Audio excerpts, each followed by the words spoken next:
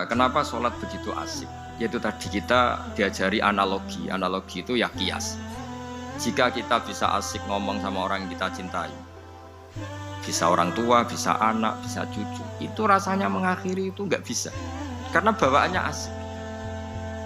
Apalagi ini kita munajat, bercengkrama dengan zat yang kita butuhkan sebelum kita ada, sampai setelah kita ada, sampai setelah kita tidak ada. Kita semua akan hasbunallah wa ni'mal wakil. Sehingga dulu bawaannya orang dulu itu, saya cerita sedikit. Ada orang mau meninggal, namanya Umar bin Abdul Aziz, itu Khomisul Khulafa, orang yang terkenal aktif.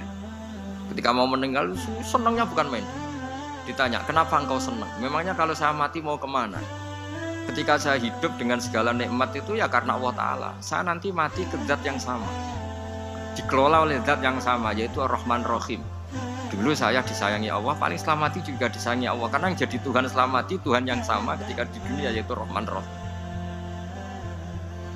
Cerita legenda yang lebih dasar dari itu masyhur itu Jalaluddin Ar-Rumi. Ketika dia mau meninggal, semua muridnya nangis, beliau marah. Kenapa kamu menangis? Ya karena guru mau meninggal. Kamu itu ngawur sekali. Saya ini sudah lama menunggu hari seperti ini, bisa ketemu zat yang saya cintai, malah kamu menangis. Ayo kamu nari sebagai pesta kematian saya. Tapi ini nggak bisa ditiru ya, karena kalau kita niru, nggak usah dilarang juga nggak bisa niru kayak gitu. Cuma saya maklumatkan jangan ditiru, meskipun nggak usah dilarang juga nggak akan bisa niru. Sehingga orang-orang dulu tuh bawaan kalau mau kabundut itu ya asik. Rasulullah SAW ketika mau wafat, intaqala ila rafiqil a'la, itu ditanya sama istri-istrinya, lalu engkau mau kemana? Kata Nabi, sebelum sekian hari beliau setiap khutbah ngendikan, ini ada hamba yang disuruh milih Allah antara di dunia dan bertemu Allah. Kalau kamu jadi hamba itu milih mana? Di dunia yang penuh problem ini, apa milih ketemu Allah yang Rahman Rahim, yang hubungannya dengan kamu itu ngasih dan ngasih. Kamu tidak mungkin kan hubungan dengan Allah memberi, kamu bisa apa? Kita hubungan dengan Allah pasti hanya mendapat, dikasih nyawa, dikasih oksigen, dikasih bumi tidak bayar, dikasih air juga tidak bayar. PDAM dikelola siapapun bayar, oksigen di rumah sakit bayar. Hubungan kita dengan Allah tidak pernah bayar oksigen, tidak pernah bayar sewa bumi. Punya kolam renang laut seluas itu ya tidak pernah bayar. Udah gitu kolam renangnya menghasilkan ikan. Kalau kita kan semuanya utang jasa sama Allah, dan reputasi Allah itu dengan kita hanya memberi, tidak pernah meminta. Akhirnya hubungan-hubungan inilah yang menjadikan terus semua sahabat jawab, ya kalau kita jadi hamba itu pasti milih Allah lah. Jadi Nabi itu saking pinternya orang, supaya orang siap dengan keberangkatan beliau itu dibikin satu taksis, satu apa, kalau orang Jawa bilang itu dikai persemon, dikai mukaddimah, supaya orang-orang itu siap kalau Nabi ngendikan, kalau kamu seorang hamba disuruh ketemu Allah sama hidup di dunia yang fana ini, milih mana? Ya milih ketemu Allah. Ketika akhirnya Rasulullah wafat, ternyata orang itu adalah Rasulullah. Ya akhirnya sahabat bilang, ya iyalah, masa dengan kita sama Allah milih ketemu kita, pasti milih ketemu Allah. Nah, sholat itu mi'rajul mukmin. Sholat itu adalah cara seperti itu. Kita manja dengan Allah meskipun dengan segala problem. Ketika i'tidal kita tetap memaklumatkan Rabbana lakal hamdu mil'us samawati wa mil'ul ardi wa mil'u ma syi'ta min syai'in ba'du. Engkau zat yang selalu layak dipuji di langit maupun di bumi. Dan langit bumi ini karena terbatas masih ditambahi wa mil'u ma syi'ta min syai'in ba'du. Dan seluas apa saja engkau kehendaki. Apapun hebatnya langit bumi ini tetap terbatas, ada ruang dan waktu. Makanya ditambahi wa mil'u ma syi'ta min syai'in ba'du. Dan segala puji ini memenuhi semua yang engkau kehendaki.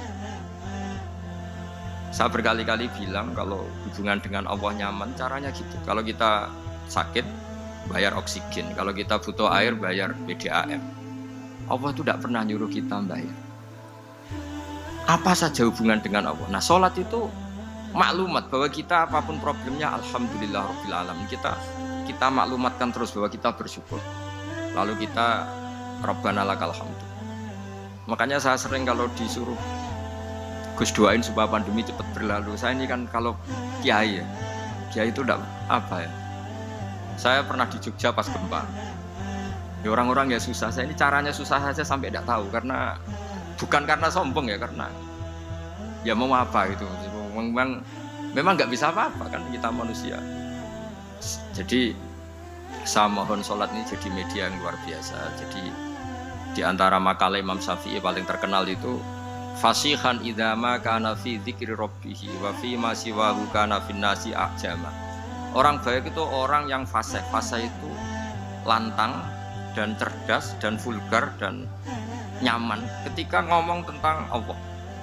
Sholat itu semua hubungan kita ngomong dengan Allah. Misalnya kabira walhamdulillah kabira. Hanya Engkau yang maha besar ya Allah. Orang yang katanya terkuat di dunia karena presiden superpower misalnya, nyatanya waya mati ya mati. Kalau nggak makan lemes. Jadi orang kita sadar, yang katanya orang terkuat paling hebat kalau nggak makan lemes. Artinya ternyata hanya sekuat itu. Dia bisa instruksi seluruh dunia misalnya untuk apa ya. Tapi coba apa dia kuat nggak makan 2 hari. Makanya hikmah puasa itu orang tahu. Ternyata makhluk yang paling mulia itu manusia. Kalau nggak makan nasi 1 piring itu ya mati. Berarti hidup nasi sama manusia. Nanti kalau nasi bilang saya tidak butuh kamu, tapi kamu butuh saya, itu habis kita. Makanya ketika ada orang yang mempertuhankan manusia, itu apa cara menafikan itu hanya bilang kana yakulanit to'am. Yang kamu tuhankan itu makan. Hanya makan itu kalau dia tidak makan lemes. Jadi kiai itu atau manusia-manusia yang dekat Allah al-arif billah itu ketika mengatakan kabira walhamdulillah katsira wa subhanallahi bukrata wa asila itu kelihatan. Makanya Quran kalau mencibir kita, falola in kuntum ghaira madirin tarji'unaha in kuntum shadiqin. Kalau kamu merasa dikjaya, mbok jangan mati, mbok jangan tua. Sudahlah hidup terus. Dikjaya kok mati gak keren. Orang top kok mati itu gak keren. Jadi apa cara gojlek tuh? Ya sudahlah kalau kamu hebat jangan mati kata. Nah, sholat tuh mengingatkan itu seru. Sampai kita bilang inna sholati wa nusuki wa mahyaya wa mamati lillahi rabbil alamin. Gusti, saat ini saya ikrarkan hidupku, matiku semuanya terserah Engkau. Nah, lagi-lagi tadi ketika kita bilang cincin ini lebih kuat ketimbang kertas, Anda salah. Karena itu hanya secara materi. Kuat tidaknya terserah yang mengendalikan. Karena saya punya rencana menghancurkan cincin ini, besok mau saya lebur, sementara saya mau mengabadikan kertas ini. Nah, disinilah terus kita diajari misalnya di surat Yasin yang populer, Allah itu siapa? Allah itu subhanalladzi biyadihi malakutu kulli syai'in, yang mengendalikan semua sesuatu. Makanya sholat itu menjadi penting. Saya sendiri termasuk orang yang jarang imami ya, saya selalu jadi makmum. Jadi andaikan Mas Zakaria di sini saya juga makmum. Cuma keren saya kayaknya meskipun saya makmum.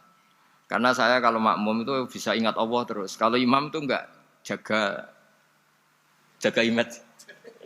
Karena malu kan. Misalnya di masjid kementerian terus sholatnya kok cepet nanti dikira enggak ustadz betulan itu. Kalau mau lama ternyata banyak urusan jadi banyak berpikir gitu.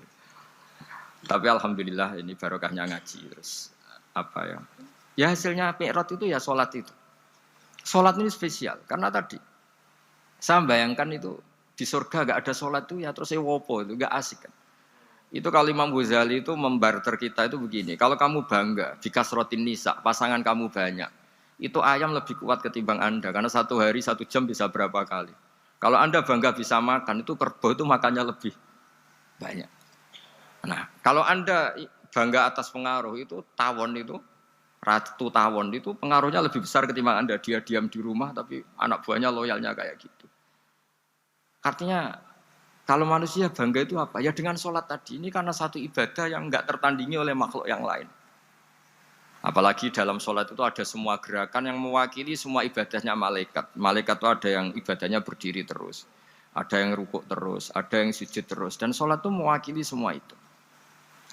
Juga mewakili sosial, karena setelah sholat kita bilang Assalamualaikum warahmatullahi wabarakatuh. Bahwa keselamatan ada di kanan dan kiri.